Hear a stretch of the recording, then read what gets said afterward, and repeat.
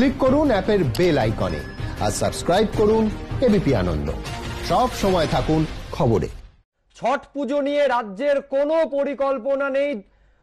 দুর্গাপুজো, কালী পুজো, জগদ্ধাত্রী পুজোয় শোভাযাত্রা নিষিদ্ধ হয়েছে। ছটে শোভাযাত্রা করার অনুমতি দেওয়া সম্ভব নয়, পর্যবেক্ষণে জানালো কলকাতা হাইকোর্ট। ঠিক কি বলেছে কলকাতা হাইকোর্ট? সৌভিক মজুমদার আমাদের প্রতিনিধি আরো বিস্তারিত বলবেন। সৌভিক। একদমই, কলকাতা হাইকোর্টের আজকে মহামান্য বিচারপতি সঞ্জীব বন্দ্যোপাধ্যায় তিনি সরকারি আইনজীবীকে জিজ্ঞাসা করেন যে ছট পুজোয় ভিড় নিয়ন্ত্রণের ক্ষেত্রে আপনাদের কি কি পরিকল্পনা আছে। সরকারের তরফ থেকে বলা হয় যে গত বছর তারা কি কি পরিকল্পনা গ্রহণ করেছিলেন, কোন কোন পুকুর বা কোন কোন গঙ্গার ঘাটে গিয়ে এই ছট পুজো করা সম্ভব সেই সম্পর্কিত বিস্তারিত হিসাব তিনি দেন।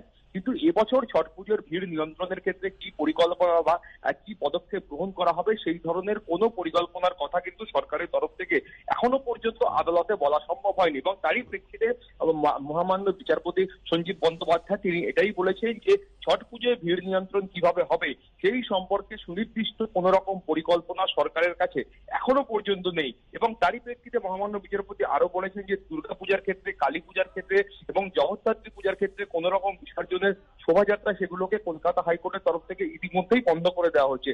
তাই ছট পুজোর ক্ষেত্রে এই ধরনের মিছিল বা শোভাযাত্রার অনুমতি দেওয়া হবে সেটা কিন্তু একেবারেই সম্ভব নয়। এবং এছাড়াও তিনি যেটা আরো বলেছেন যে কালী পূজার দিন যেমন সম্পূর্ণ ট্রেন বন্ধ রাখার প্রয়োজন রয়েছে এবং জগদ্ধাত্রী পুজোর ক্ষেত্রে চন্দননগরের গামী যে ট্রেনগুলো আছে সেগুলো নিয়ন্ত্রণ করতে হবে।